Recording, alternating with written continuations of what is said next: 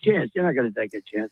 Mr. President, I want to ask you about that because you put out a tweet and it really gripped the nation a week ago when we were all waiting and watching for the United States' next move should the Iranians not open the Strait of Hormuz. And you wrote this on Truth Social: a whole civilization will die tonight, never to be brought back again. I don't want that to happen, but it probably will. However, now that we have a complete and total regime change where different, smarter, and less radicalized minds prevail, maybe something wonderful can happen. Mr. President, you were criticized for this tweet because you said a whole civilization will die tonight.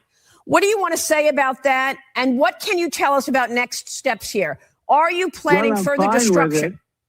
Yeah, I'm fine with it. That statement brought them to the table, with the exception of the one thing, which I believe that they're going to give up on. I believe they're going to give up on that pretty soon, to be honest, because it's not going to work. We actually thought we had them, and then all of a sudden they said, no, we won't. So, but I believe, no. And when I say that, but remember, what have they said to us? For years, I've had to listen to them say, death to America, right? They say, death to America, death to Israel, America, the Satan. We will destroy America, death to America. Now, does anybody ever complain to you when they say that? I think that's a big step worse. Death to America. So they're allowed to say death to America.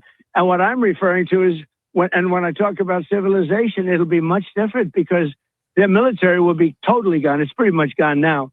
But their military, look at their leadership. We have had regime change because the people we dealt with yesterday were, frankly, very smart, very sharp, very good.